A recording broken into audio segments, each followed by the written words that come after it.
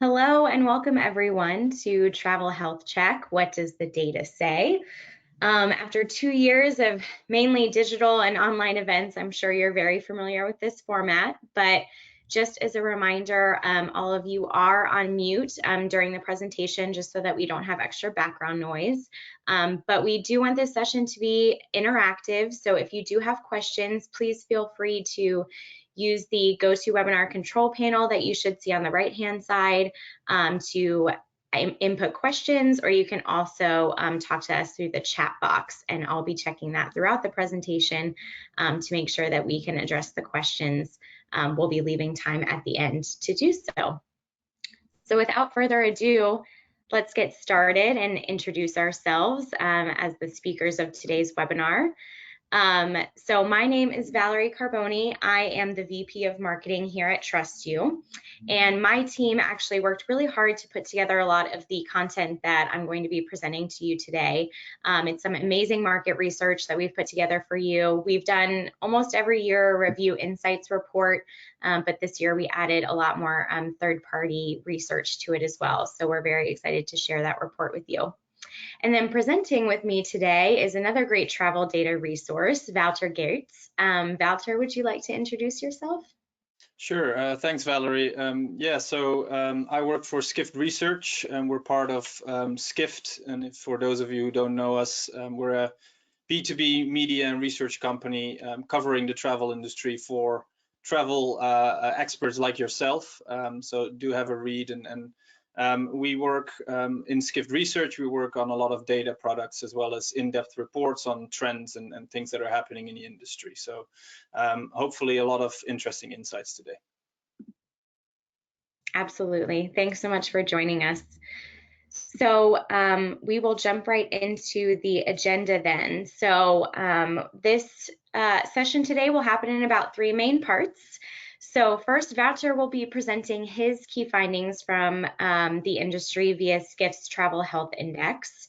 Then I will be taking you through some new research we've gathered from our annual review insights reports, as I mentioned before.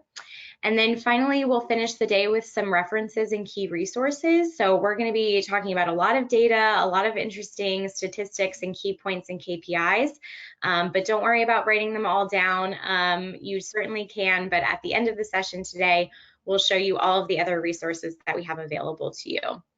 And then at the end, we should have about 15 minutes or so for questions. So again, throughout the presentation, feel free to input your questions for us in the GoToWebinar control panel. But for now, I will go ahead and advance to the next slide, and Wouter, you can take it from here. Great, thanks again, Valerie. So I'm going to talk a little bit about uncertainty as the new certainty. So my presentation will be a bit more top level, I think, looking at some of the bigger trends that are happening in the world around us. It's a crazy time. It always is a crazy time, but I think especially now is a very crazy time. Some good things, obviously a lot of bad things as well happening around us, and it's all impacting the travel industry. So I'm going to look at it pretty top level and have a look at what's happening. So just going to try if I can get to the next slide. Here we go. So what do I mean by uncertainty as the new certainty? I put this slide together. My working title for this was the triangle of misery. I don't know if it's going to stick, but basically what we're seeing at the moment is obviously COVID is still impacting the travel industry. It still means that there is unpredictability. Just look at China at the moment, what's happening there. Travel is down again because things are being locked up. So we're still not out of it, and we don't know what's going to come next. Because of that, there's a very uneven travel recovery. And on top of that, there's also a very unstable geopolitical climate, especially of course in Europe with the Ukraine war, but there's many other things happening as well. And so how do you deal with that as an industry? It's a big question. I think when we look at COVID, of course, we all know the impact that it's had. We also hope that it's a one-time event, it's a one-off event, and that it won't have as much of an impact again as it did obviously in 2020. So let's hope that's the case. But that doesn't mean that this is the only thing that's happening around us in the world. This is some data that we pulled from the Carnegie Endowment for International Peace body, and they track sort of how many protests there are in the world, and it's quite surprising when you look at the data how many COVID-related protests there were since the start of the pandemic. There have been 30 around the world. These are large protests, more than 10,000 people. Actually, there were 4 times as many protests about other things. So even though COVID was happening and you feel like this is all encompassing and people, there's nothing else that is keeping people busy, actually there were a lot of other things that people were protesting about. So we're not just dealing with COVID, and obviously now that we're coming out of COVID, there's many other things that are moving back up to the top of the agenda. So we do still have COVID. There are probably still new variants that are coming, and so how do we deal with that? But there's many other things. The Ukraine war I already mentioned, which is terrible. There's lots of sanctions, airspace closures, lots of migration of people, all having an impact on travel. We've seen, or we are seeing, more and more of the impacts of climate change, I think, around us. There's also increasing amounts of evidence, which we've had for many years, but it continues to pile up, and I think people are maybe, hopefully, starting to listen to it. We're dealing with extreme inflation. We're dealing with labor shortages. We're seeing rising costs of living. All of these things are having an impact. We still have a migrant crisis in Europe. Brexit is still probably hasn't moved an inch in the last couple of years. It's still on the agenda, and of course, if you do live in the United States, the China-United States trade war is still happening as well. And on top of all of that, I think, and maybe part of all of that is also that we're seeing more and more societal polarization happening in the world. So not to be a downer, but there are many things that are happening and that are impacting the travel industry. Now, when we look at, is this going to the next slide? When we look at, it's not working. Maybe Valerie can move it to the next slide. There you go. Thank you. When we look at travel, and if I segue from polarization in society to polarization in travel, we're sort of seeing the same thing, where this is data from our Skiff Travel Health Index. This is what Valerie mentioned at the beginning. We're very happy that TrustYou is a partner with us in this. We're working with different data partners who provide us with data every month.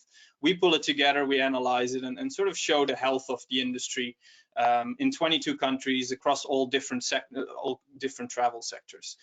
When we look at how the best performing countries and the worst performing countries are performing over the last 2 years, we're seeing that at the beginning of the pandemic in April 2020, pretty much every country was down, and everyone was really performing badly.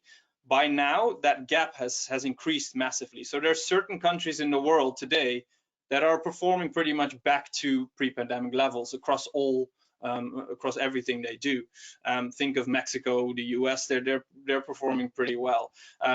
There's other countries in the world, and you would look more east, especially, where things have only just started to reopen now, and there are many countries where vaccinations are still not at a level where they probably should be, where economic recovery isn't there yet, and so we're really dealing with a very uneven recovery, and with a world where things aren't happening in unison and at the same speed.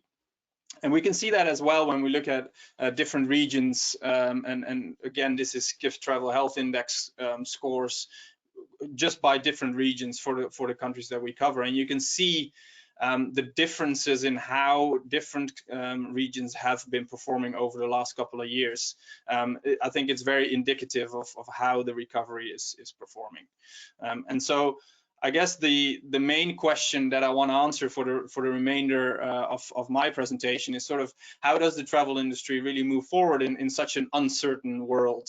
I've picked 4 main trends that I think are really impacting the travel industry today, and the hotel industry in particular today, and I've provided some challenges, but also some opportunities that are sort of linked to that, because I think if anything, hopefully there's a silver lining to a lot of the clouds that we've seen over the last couple of years. So the first challenge that I would point out is around travel bookings remaining low. We are seeing massive improvements, and luckily we are starting to see some of these bars being above the zero line. But most regions, and especially in the EU and in Asia Pacific, bookings do still remain down compared to 2019 levels. But I think what we shouldn't forget is that this is not a financial crisis. We've had financial crises before where there were some slumps in travel, definitely nothing like what we've seen during COVID. But the problem there was that it took quite a long time for things to get back to normal, simply because people didn't have the money to travel. That's very different now. Most people, luckily, were able to keep their jobs. The economies continue to be strong, maybe in different sectors, but a lot of people still had an income, and obviously there was a lot of government support as well. So a lot of people weren't able to travel, they weren't able to spend their money on other leisure activities, so they started saving. This is data from the EU that shows that, and I think there was an estimate that was put at about 1 trillion euros being saved during 2020 by the EU citizens, just because they couldn't spend their money on other things during the pandemic. So there's a lot of pent-up demand that's out there, and there's a lot of money that people have to be able to spend on it. And so there's a real opportunity there, and I think it's extremely positive to see again data from one of our partners from the health index. It's extremely good to see that I think hoteliers have learned their lesson from previous pandemics, and there's pretty much no discounting going on, and there shouldn't be, because people aren't going to book more travel because it's a cheaper rate. People want to travel, they have the money to spend it, and if they're not booking, it's not because the prices are too high at the moment, it's because of the uncertainty or border closures or whatever it is. And so it's very encouraging to see that prices are high. It will be very helpful for the industry in terms of liquidity, and it will help the industry to bounce back so much quicker, and we're already seeing that, of course, now than it did in the past. So that is really good to see. Now, another challenge that we're seeing is that booking windows have shortened quite drastically, and I'm sure some of this will start to bounce back as uncertainty gets less. But we have seen some really short booking windows. I think it was at the end of last year that Accor CEO Sébastien Bazin said that about half of all bookings for Accor hotels was for less than 3 days in the future. So that obviously provides some challenges to the industry to really react and respond to that accurately. Now, I think again here there are some opportunities here. One example is Hopper. I'm sure most of you will have heard of Hopper by now. They've made quite some waves. They introduced just before the pandemic, actually, it's not a pandemic product, but just before the pandemic, they introduced a number of fintech products, if you like, price prediction, price freeze products, cancellation for any reason. So all of these products are sort of offered to bookers on their site for a little extra fee so that people have some more certainty. And obviously Hopper is making money out of this. They now have a Hopper Cloud product so that hotels and airlines and whoever can actually provide these products at a sort of a white label basis. And for Hopper, it's been great. Half of their revenue is coming from these products now. And it really shows that people, even when there is so much uncertainty, people are willing to spend a little bit extra and just buy that certainty, if you like. So there are definitely opportunities here in terms of making money out of the uncertainty. Another area I think that's really interesting is because of the uncertainty, people have become a little bit more flexible in terms of what they're looking for. So the Airbnb CEO, for example, said at one of our Skift events that 40% of people that now come to Airbnb don't have a destination or a date range in mind. And Airbnb actually was very quick to respond to that and now has quite a good search functionality on their website, which they didn't have before. where you can just say, oh, I don't exactly know where I want to go, I don't know exactly when, and it's much more flexible. But hotel companies like Marriott, if you go on their website, you can see it's much more about inspiration, and far less about the actual hotels that are in a specific destination. So that's, again, it's an opportunity to pull in people and actually get the supply or get the demand where you have the supply. So that's two opportunities that come out of that. The next challenge is more operational, and that is obviously labor shortages. I think everyone, pretty much any destination at the moment is dealing with issues around labor shortages and just finding employees. This is some US data. It actually shows that this is not a new problem. It's becoming harder and harder to find staff for the hotel industry in particular. Obviously, it is at the highest levels it's been now, but it's not a new issue. We've seen this over the past years growing and growing. But it's very acute at the moment. And how do you deal with that as an industry? It's difficult, but I think, and I don't want to sound like Elon Musk or Steve Jobs, but I think technology definitely provides an opportunity here, right? I think we've done some surveys during the pandemic and before the pandemic, and we've really seen that for guests, it's very important for now that hotels offer contactless payments and contactless technology like room keys and check-ins and things like that. That's become more and more important to guests. Now, I would wager that if you can see here, they're not the most important thing. For most people during the pandemic, it was making sure that your hotel is clean and that there's areas where we can socially distance. I would wager that those two things will probably drop in importance as the pandemic resides, whereas other things like contactless payments, room keys, online check-in, all these things will probably only become more and more important as people get used to it in other hotels and in other ways of on other things that they do in life. So I think technology here really is an opportunity, and it's good to see that the industry has really embraced it. I think there's a lot of hotels that have used the pandemic to upgrade their tech stack, and that's a very positive thing. And if you haven't, I think now is probably the time to do it. And then finally, the biggest beast of all, I guess, sustainability, climate change, such a big topic, so hard to understand how to grasp it, what to do about it. But I think we're at a stage now where something needs to be done.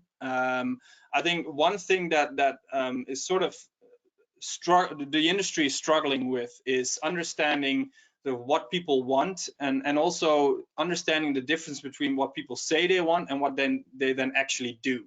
And this is clear from a lot of research that we've done and other people have done. There is just a gap between what people say and what they actually do. And how do you deal with that? It's very difficult.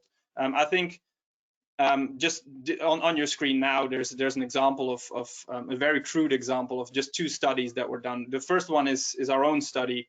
34% of UK residents that we asked said that they're willing to pay more for traveling with a provider that's proven to be environmentally sustainable or has environmental policies in place.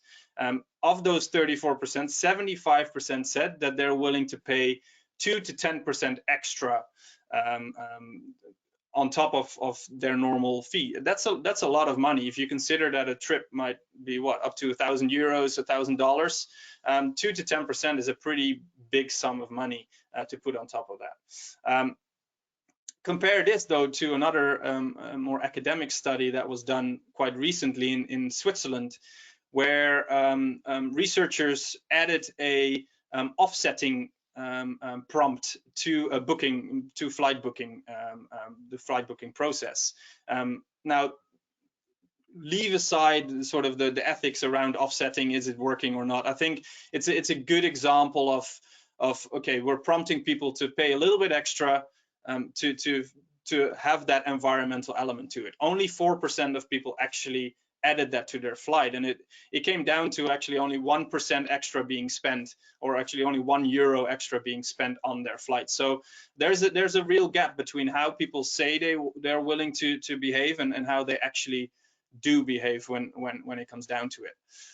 So I think we need to be honest right now that sustainability probably is still a niche product. That's not to say that niche products can't be profitable. I mean, think of Rolex watches or Louis Vuitton bags. I mean, it's there's some real money to be made in niche products, obviously. But I think it's also important to look at this as something where we're maybe looking at a leading indicator here still. So people continuously say and more say that sustainability is becoming more and more important to them. Maybe they're not necessarily always paying for it yet, but that doesn't mean that the industry shouldn't be ahead of this and should start to actually make changes and respond to that. And I think the biggest thing here is sure, people might not be asking the right questions. They might be completely overwhelmed with everything that's going on, and I can fully understand that because there's so much information out there. What do you really do? Also false information, of course, which doesn't help. But I think when a player like Google, for example, starts putting CO2 emissions from flights or environmental credentials from hotels on their search, you really know that you need to be part of this, because people will be seeing this and might start making decisions based on it. So I think we're really past the stage now where hotels can have a nice shiny report or take part in certain pledges but not do anything. We really need to start, as an industry, to think of how can we be better at this, and what can we really do to make people actually behave in the way that they say they want to behave. So just a final slide for me now here.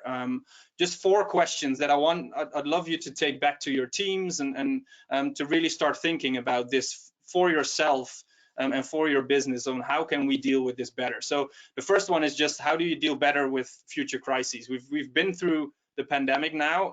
It's still going on, but let's hope we're at the end of it. How will you deal with future crises? What have you learned from this crisis, and really start thinking about how can you do better next time. The other one, just to go back to sustainability, is just what things can you think of in your business that would make sustainability much more sticky to the consumers, and how can you make sure that people actually be able to act in the way that they say they want to act. I think a third one, and we haven't touched on this too much, but I think it's really important to start thinking about placing the excellent service and hospitality at the center of travel again, even though revenues are low and even though there's massive staff shortages. People might have been quite relaxed, if you like. Travelers might have been okay with not having the best service because they realize that we're in a pandemic and not everything can be open. That will go very rapidly, and people don't care about whether you have staff shortage or not. So how can you make sure that you start providing that excellent service again? And finally, of course, are there any other new business opportunities that sort of have come from changes to traveler behaviors or new demands or whatever it is? Start thinking about sort of that as a next step as well. So I think those are my slides, if I'm correct, and I'll hand it back to you, Valerie. Thank you so much. That was a great overview. Obviously, we've seen a lot of this data over the last couple of years, but it's nice to see it in one place, and especially with the challenges and the opportunities that you presented. So yes, I will take it from here. And what's good, I think, about our presentations coming together today is a lot of the trends and predictions that Voucher was looking at with Skift's data and research. We also found in our review insights reports. So I'll be going through a few different points here in the presentation today that will be similar to what's already been brought up, but just kind of providing that extra advice and extra data points that back up some of the things that we've already gone over. So the first thing that I'll go over is travel recovering slowly while spending is going up, which we covered earlier in today's presentation with Voucher's data. So what we found in our data is that signs of recovery really came from two angles. So one is that even though local travel has dominated since reopenings have started, region by region, there was a slight uptick in international tourist travel in 2021 compared to 2020, only coming out to be about 4%, but as we know, 2021 was still pretty tumultuous for the industry, and obviously things were a little bit different from region to region. But from our overall our own review collection, we did see that many more guests were traveling in 2021 compared to 2020, with an upward trend in review volume coming out to be about 13%. So we obviously saw an incredible downturn in 2020 compared to 2019, but we did see that increase in 2021, which has us seeing that travel is recovering, even if it's at a bit of a slower pace than we all had hoped. Whereas on the spending side, we were seeing similar data. We actually also consulted the World Travel and Tourism Council reports, which identified that after a long hiatus, travelers were inclined to spend more on their vacations now than even back in 2019. So taking out 2020 and 2021 completely, we are seeing that people are just more apt to spend. So as Voucher explained, as opposed to other downturns in the economy, this one didn't impact us as much there. So overall growth reached 9.3%. And this is really good news for us, expecting numbers of guests to go back to what they were, or as we can't really expect for numbers of guests to go back to what they were. You know, with increased spend, the industry really does have a chance to achieve stability and even growth in the near future. So that was good news that we found. So moving on to the next topic that I have for you today, which has been near and dear to TrustYou since the start of the pandemic, is hotel cleanliness. So this is actually a new topic that hasn't been covered in today's presentation yet, but while we saw that, you know, room cleanliness was always a huge factor when it came to hotel reviews in our own data, there was really nothing like the influence on cleanliness scores quite like the pandemic. So today we wanted to take you through some interesting data points in terms of cleanliness and health and safety at hotels that might be also something that you've identified as well in your business, and kind of some tips on how to get around that. So TrustYou has been tracking what we call impact scores for several years now. We are actually the first in the industry to do so. And so we've been able to provide at a very granular level to hotels what they need to work on in order to have the best chance of improving their scores. So we're looking at the things that are most negatively impacting them and making sure that they can work on those items. So since the start of the pandemic, really nothing has been more important than, as you can see here, the top 3 negative impact scores in 2021, which were room maintenance, room cleanliness, and also comments about the bathroom, which typically also goes around cleanliness. So, you know, what we're seeing is that those things impacted hotels the most, and we expect this trend to continue as we're slowly seeking normalcy, but likely will not get there for several more years. So these will always be topics that will be top of mind for hotels moving forward, because it's top of mind for the guests that are providing you feedback. So next, we also looked into health and safety, which was another key factor. And this is much more new to us compared to cleanliness, where these categories around health and safety, this actually wasn't something that we were tracking pre-pandemic, but we identified that mentions of health and safety would increase during this time, and so we added new categories to measure mentions of things like vaccines and PPE and things like that. And these statistics here are from our reports with our partners actually at TripAdvisor and Booking.com, who found that still a majority of tourists are more inclined to travel when vaccines and safety measures are taken into consideration at hotels. Now, these reports were right from the beginning of 2022, and we've already seen a lot of change here. So these statistics might change by the end of this year, which will be interesting for us to take another look at, especially with the news of most airlines lifting their mask mandates. We'll kind of see if, it seems like most travelers have already started to kind of loosen their own restrictions as it comes to traveling more than they did a few months ago, but we're going to have to, I think, wait a couple of months to see that data come out and see if travel really increased after those mandates were taken away. So another big trend, which I kind of talked about in the beginning of my part of this presentation today as well, is obviously there were some emerging differences between travel in 2021 and 2022, and that has to do with traveling local versus global. So here's some information that we can share about that that we found. So in 2021, domestic travel was very strong. It even surpassed pre-pandemic levels. Travelers spent a lot of time at local open air destinations. People kind of got outside, maybe for the first time for some of us, and traveled often by car or RV rather than air travel. People were working from home. People could kind of live that remote life. So those were the trends that we were seeing in 2021. So what are the trends that we're going to see in 2022? That's kind of what we're looking to spend more time on today, is helping you with kind of the future traveler. So for 2022, Google defined a new breed of traveler, one that would really dream globally instead of local. But what this means for hoteliers.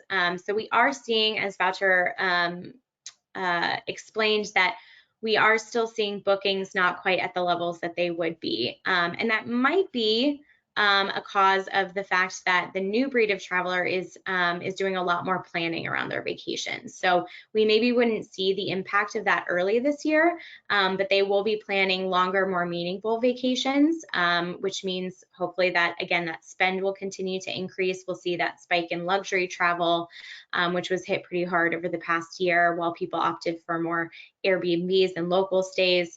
And so all of those trends are kind of telling us that probably by the end of the year, we are going to see those bookings go up. But again, with all of the changes that have to do with the restriction levels going down, but also in certain areas, closures still happening, we'll kind of have to see how all those factors balance themselves out for the future. So that will be interesting for us to see, and we'll certainly be keeping an eye on that.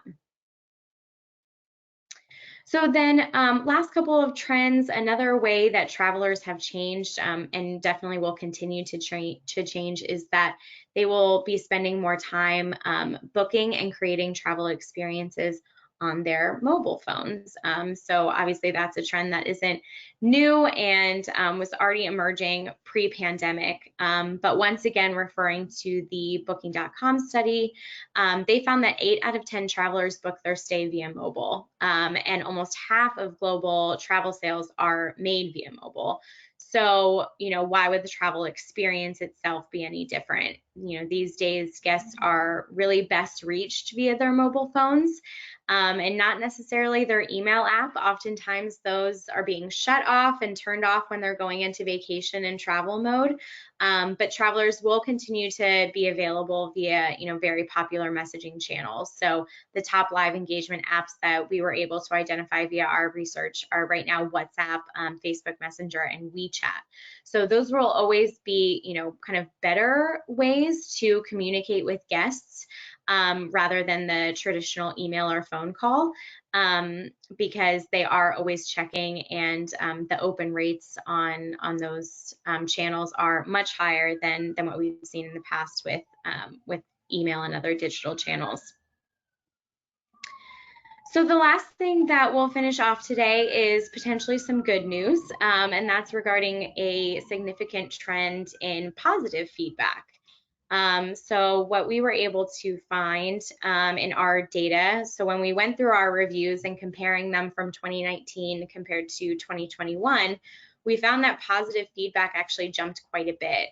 So typically before the pandemic, 80% of all feedback was positive. We were finding that in 2021, 91% of the feedback was positive. So therefore, we're seeing that although hotels may be hesitant to ask for feedback while they're low on staff or consistently adjusting processes based on the pandemic, it might actually be the best time as travelers are more lenient because they're more excited to be coming back to travel. And it's important to reach them again via those channels that we were just mentioning before. So real-time feedback can be collected on a regular basis via mobile messaging, which, as you probably know, TrustYou has solutions for. So definitely take a look at our live experience product if you'd like to learn more about how to get that positive feedback and get it at the right time during the traveler's stay. And to wrap things up for the presentation part of today's session, I just wanted to again point you to all the helpful resources that we have. So all of this data came from somewhere already packaged up for you. So some of these things are already available. For example, let's see, our review insights reports. We usually do these on a annual basis. It was missed over the past couple of years because of just all of the changes that were happening in the industry. But we brought these back in the beginning of 2022, and we're very excited to release these for you. Most of the data that I went through today was actually more on a global scale, but we also do have these insights on a regional scale as well. So we have all of our reports. We have one for EMEA, APAC, the United States, and also the DACH market. So I do encourage you to find these on our website. We also will be doing some live streams on LinkedIn where we'll be discussing some of the key highlights per region. So we'll have some of our colleagues from TrustYou from all around the world kind of taking you through the trends in their own region. So that's very exciting. Best way to find out about that is to follow us on social media so that you don't miss out, specifically on LinkedIn, because these live streams will be published there. And then something new to look forward to, we're going to be doing some quarterly insights reports. We're calling them the pulse of the industry. So we were doing these review insights reports on an annual basis, but like I said, things are shifting from, just month to month. So we want to be able to provide this data to you on a quarterly basis as well. So we're actually going to be publishing our first one next month. So that should be very interesting to see. That's going to be all of the basically all the data that's compiled for Q1, and then we'll have these for each of the quarters following that, and hopefully we can see some of the trends that we highlighted today and what the potential changes will be from that, so that we can keep you updated with the most up-to-date resources and data that the industry can offer. And now I'll pass this back to Wouter, as obviously Skift has a lot of resources for you as well, so I'll have him take you through those. Yeah, thanks. I'm not going to take you through all of them, but yeah, just to let you know that obviously please go to skift.com or research.skift.com. Have a look around. Most of the data, or pretty much all of the data that I discussed today, comes out of our travel health index. But we also have things like survey results that we do on a monthly basis with US travelers and beyond. We've got a more technology segment where we track sort of how hotel technology is performing and what players are doing what, and we track publicly traded companies in the travel industry as well. So we've got lots of different data products and a lot of ad hoc reports on big trends like contactless technology and all sorts of stuff. So there's a lot there, so just go to our website and have a browse around, I would say. Perfect. Well, hopefully that answers a lot of people's questions. Probably many questions are around, where can we find more information. So we will wrap up today's session to see if you guys have any questions. I've checked the questions in the chat box. I haven't seen anything come in, but do feel free to write in some questions or chat to us now, and we can hang on the line for a moment to see if anything comes in.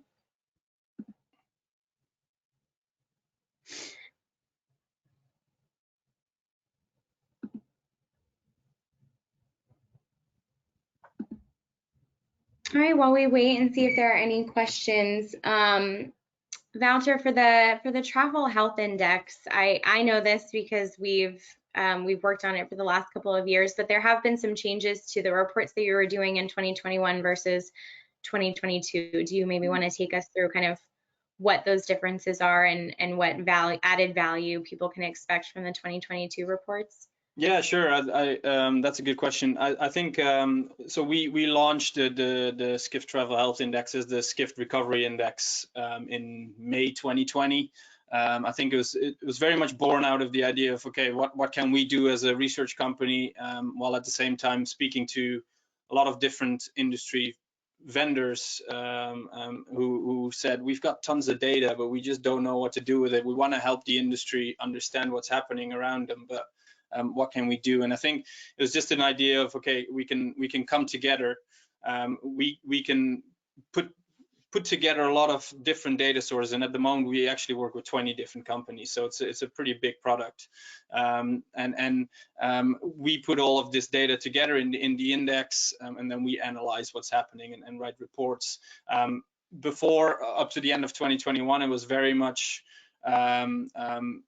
thinking about COVID and thinking about, okay, what's happened in the last month, being quite real time, obviously not completely real time. It was always a bit of a lag, but we pretty quickly, in the first weeks of the following month, we had a report on what happened in the past month. So that was just very much analyzing what was happening. Now I think we've rebranded it mainly because we want to get rid of the word recovery. We're through that. We're done with that. Let's look ahead now. And so we've included a lot more forward-looking data. We have a lot more in-depth data. We're still comparing most of the things to 2019 at the moment, simply because that's such a good benchmark. But at some point we'll start to also, and we have the data that now also we can compare it to 2021 too, so we can actually see how this year is performing versus last year, instead of only looking back to before the pandemic, because certain areas like vacation rentals obviously boomed in 2021. So we're really interesting to see if they can manage to do a similar thing again this year. So there's all sorts of things that we've tried to change to make it much more insightful for the industry, but also to make it more of a longer product that we want to hopefully continue to track. And like you guys are doing, we might move to a quarterly analysis rather than a monthly. But I think we think it's important for the industry to understand what's happening, and we're already seeing it now with the Ukraine war, for example. What's the impact of that? And we can see that in how Russia is performing at the moment. So I think it's beyond COVID now. It will be hopefully a very useful tool for the industry to continue to use. So that's what that's why we made some changes to it. Absolutely. Yeah, over the past couple of years, it feels like there's always something. So yeah. That means that there's a lot more information that can be provided and should be provided. So we're very happy to be working with you on the Travel Health Index and our own reports. So we hope that is helpful to all of you as well. I didn't see any other questions come in via the question box or chat, so we will give you all just some time back in your day, but I want to thank everyone that joined us live. We also recorded today's presentation, so if you want to check back to it later, we'll be sending that out by tomorrow. So within the next 24 hours, you should receive the recording, and feel free to share that with anyone else in the industry you think would find value. But Wouter, thank you so much for your time. Have a great day, and cheers, everyone. Thank you. Thanks.